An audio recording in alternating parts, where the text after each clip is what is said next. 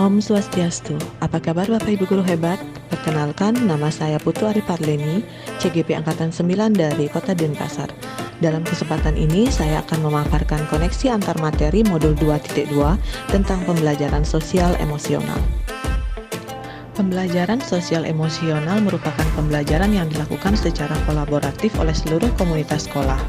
Proses kolaborasi ini memungkinkan murid, pendidik, dan tenaga kependidikan di sekolah memperoleh dan menerapkan pengetahuan, keterampilan, dan sikap positif mengenai aspek sosial dan emosional. Kerangka kompetensi sosial dan emosional yaitu kesadaran diri, manajemen diri, kesadaran sosial, keterampilan berelasi, pengambilan keputusan yang bertanggung jawab. Jika dicermati lebih mendalam, 5 kompetensi sosial dan emosional yang telah kita bahas berhubungan erat dengan 6 dimensi profil pelajar. Pembelajaran sosial emosional dikembangkan dengan menggunakan pendekatan kesadaran penuh atau mindfulness sebagai dasar penguatan 5 kompetensi sosial dan emosional yang akan memunculkan perasaan tenang, stres berkurang, pikiran menjadi jernih, dan fokus serta menjadi semangat dalam belajar. Kesadaran yang muncul ketika seseorang memberikan perhatian secara sengaja pada kondisi yang sekarang dilandasi rasa ingin tahu.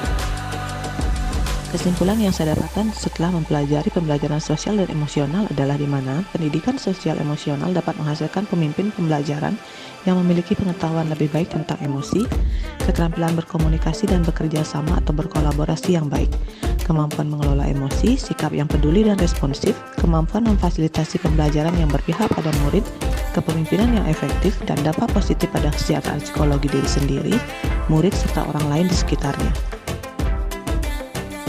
Apa kaitan pembelajaran sosial dan emosional yang telah Anda pelajari dengan modul-modul sebelumnya? Modul 1.1 Filosofi Pemikiran Ki Hajar Dewantara. Dengan pembelajaran sosial emosional, guru dapat menciptakan well-being dalam ekosistem pendidikan di sekolah, sehingga menciptakan kondisi yang nyaman, sehat, dan bahagia. Hal ini sejalan dengan pemikiran Ki Hajar Dewantara yang menuntun kodrat anak agar mencapai keselamatan yang setinggi-tingginya, sehingga anak akan sedang dan semangat dalam proses belajarnya. Modul 1.2 Nilai dan peran guru penggerak. Dalam pembelajaran sosial dan emosional, guru dapat menumbuhkan nilai dan peran pada guru dan murid dalam pengelolaan emosi sehingga nilai kemandirian dan pembelajaran yang berpusat pada murid serta peran guru penggerak sebagai pemimpin pembelajaran dan mendorong kolaborasi dapat tercapai dan berjalan seimbang. Modul 1.3 Visi Guru Penggerak, di mana dalam pembelajaran sosial emosional dapat mewujudkan visi yang diharapkan dengan melakukan prakarsa perubahan dengan memberikan pembelajaran kesadaran diri, manajemen diri, kesadaran sosial, kemampuan berelasi, dan pengambilan keputusan yang bertanggung jawab sehingga diharapkan dapat mewujudkan profil pelajar Pancasila. Modul 1.4 Budaya Positif.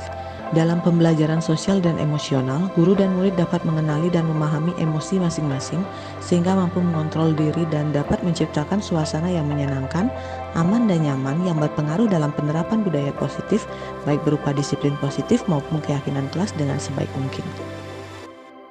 Modul 2.1 Pembelajaran Berdiferensiasi, di mana dalam pembelajaran sosial emosional, guru dapat melakukan pembelajaran dengan mengidentifikasi perasaan dan emosi. Hal ini sejalan dengan pembelajaran berdiferensiasi yang memetakan kebutuhan murid, diantaranya kesiapan murid, minat dan profil belajar murid dengan menggunakan strategi diferensiasi konten, proses, dan produk, sehingga pembelajaran dapat dilaksanakan sesuai dengan kebutuhan murid agar pembelajaran semakin menyenangkan dan dapat mewujudkan merdeka belajar. 1.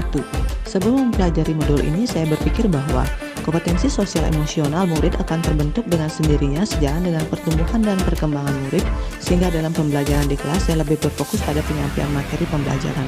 Setelah mempelajari modul ini, ternyata pembelajaran berbasis sosial emosional perlu dilakukan untuk mengetahui seberapa kesiapan, ketertarikan, dan fokus murid dalam memulai pembelajaran untuk mewujudkan pembelajaran yang berpihak pada murid. 2. Berkaitan dengan kebutuhan belajar dan lingkungan yang aman dan nyaman untuk memfasilitasi seluruh individu di sekolah agar dapat meningkatkan kompetensi akademik maupun kesejahteraan psikologis atau well-being, 3 hal mendasar dan penting yang saya pelajari adalah 5 kompetensi sosial emosional melalui peningkatan perilaku positif, kesadaran penuh atau mindfulness sebagai dasar penguatan kompetensi sosial emosional, dan pengintegrasian KSE di kelas maupun di lingkungan sekolah. Berkaitan dengan perihal nomor 2, perubahan yang akan saya terapkan di kelas dan di sekolah adalah Bagi murid, memberikan pengalaman belajar yang menumbuhkan dan mengembangkan kompetensi sosial emosional dengan mengintegrasikannya ke dalam konten dan strategi pembelajaran agar tercapai kesejahteraan baik secara akademik, non-akademik, dan psikologis. Sedangkan bagi rekan sejawat, saya akan berupaya konsisten untuk menjadi rekan yang baik, teladan, menjalin komunikasi, dan berkolaborasi dengan baik. Demikian pemaparan koneksi antar materi modul 2.2. Semoga dapat menginspirasi. Terima kasih Bapak dan Ibu Guru hebat. Salam dan bahagia selalu.